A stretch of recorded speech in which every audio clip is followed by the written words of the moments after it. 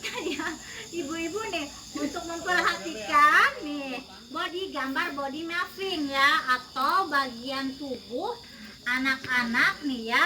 Nah, dari ujung kepala sampai ujung kaki nih, perhatiin kira-kira ada nggak sih yang nggak menjadi sasaran kekerasan. Dari sini sampai sini nih anak kecil, kira-kira ada nggak tuh bagian tubuhnya yang tidak menjadi sasaran kekerasan orang-orang yang tidak bertanggung jawab? Ada kayaknya di bagian kaki, yang sering kan bagian tangan, telinga, pipi, bagian atas lah pokoknya. Jadi kalau bagian kaki mah ya, yang namanya juga di bawah ya, kayaknya aman gitu ya, nggak bakalan jadi sasaran kekerasan ya. Nah ibu-ibu, sebenarnya semua bagian tubuh anak-anak itu semuanya berpotensi untuk menjadi sasaran kekerasan. Jadi semuanya itu termasuk tuh, mau tumit sekalipun ya tinggal diinjek aja kan ya. Jadi semuanya itu termasuk sasaran, bisa termasuk menjadi sasaran kekerasan ya. Nah, kenapa bisa termasuk menjadi sasaran kekerasan bagian tubuh seluruh anak kecil itu? Ya karena namanya juga anak kecil mah tidak seperti orang dewasa ya, belum sekuat orang dewasa, tenaganya pula belum kayak kita ya. Anak kecil mah nggak bisa melawan, otomatis dia itu diperlakukan apapun pasti hanya bisa menerima dengan pasrah, entah itu mau ditendang, entah itu mau di jambak rambutnya ya, mau itu dia itu usia anak sekolah atau balita atau bayi ya, apalagi bayi kan tinggal dilempar aja kan ibaratnya ya, meninggal. Karena memang namanya anak kecil, balita, bayi, memang mereka itu tidak berdaya, pasti semua bagian tubuhnya itu pasti menjadi sasaran kekerasan ya. Nah di sini nih ibu-ibu ada contoh dan ada jenis nih ya. Di sini ada jenis kekerasan pada anak ya. Jenis kekerasan pada anak nih ada 3 jenisnya, yaitu fisik, psikis, dan seksual. Nah, siapa yang mau membacakan nih jenis kekerasan fisik, pengertian kekerasan fisik? Saya Bu. Jadi pengertian fisik itu perbuatan yang dilakukan oleh seseorang yang mengakibatkan rasa sakit, jatuh sakit, atau luka pada tubuh anak. Ya, jadi ini maksudnya kekerasan fisik itu seperti menimbulkan rasa nyeri. Rasa nyeri maksudnya ketika misalkan anak tersebut ditampar sama orang tuanya, otomatis bekas tamparannya itu akan menimbulkan rasa sakit ya, seperti itu. Dan kekerasan fisikis ini siapa yang mau membacakan? Saya. Pengertian psikis perbuatan yang mengakibatkan rasa tidak nyaman, bahkan menimbulkan trauma yang berkepanjangan terhadap anak. Kekerasan ini sering terjadi berulang-ulang tanpa disadari atau disadari oleh si pelaku. Jadi kalau kekerasan fisikis itu Bu, fisikis itu kan jiwa ya, emosi gitu kan, yang berhubungan dengan kejiwaan lah intinya ya.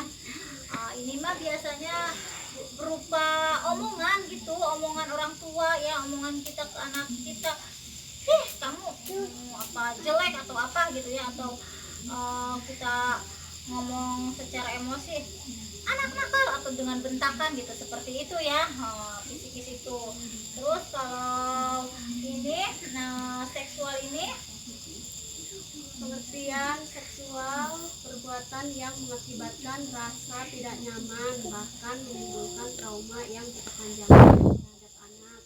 Kekerasan ini sering terjadi berulang-ulang tanpa disadari atau disadari oleh pelaku. ya jadi kekerasan fisik memang banyak terjadi ya.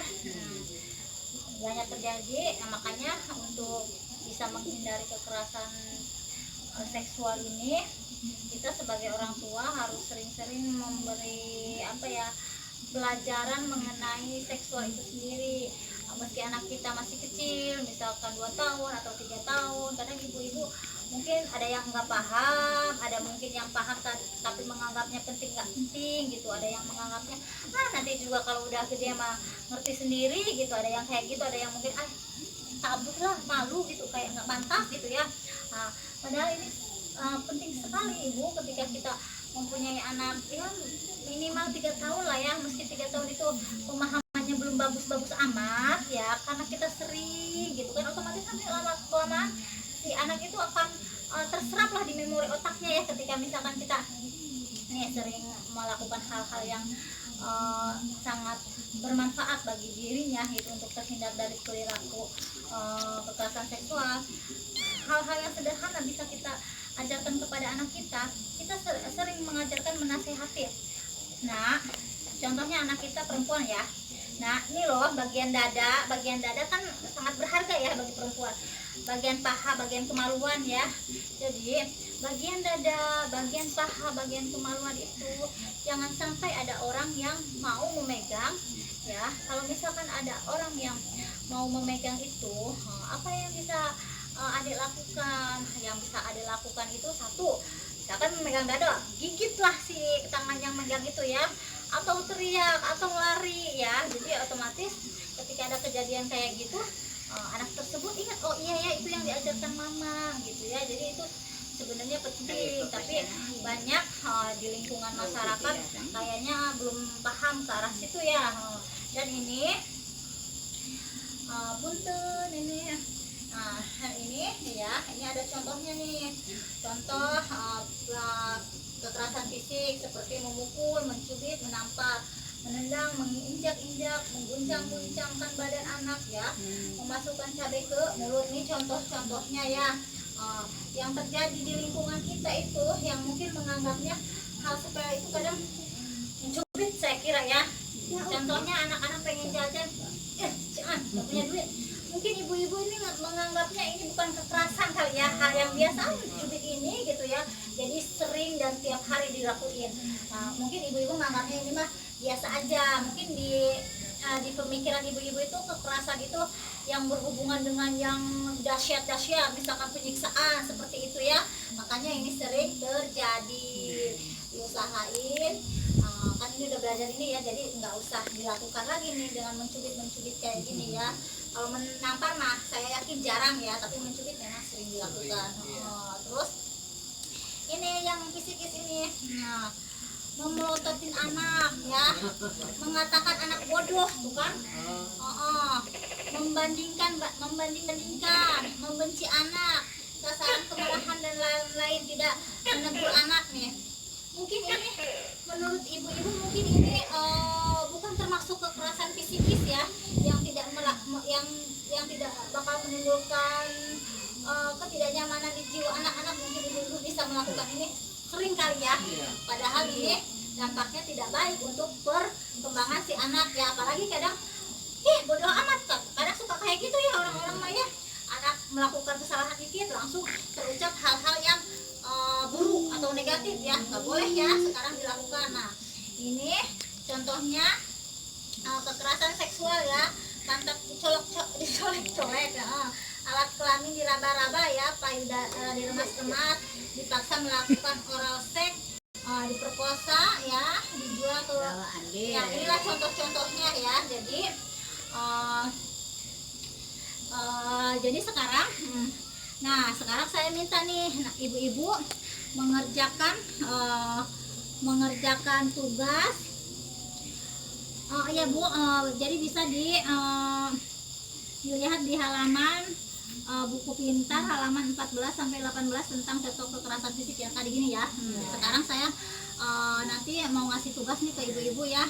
Tugas di lembar kerja 11.3 ya. Jadi di situ nanti ibu-ibu saya kasih tugas nih.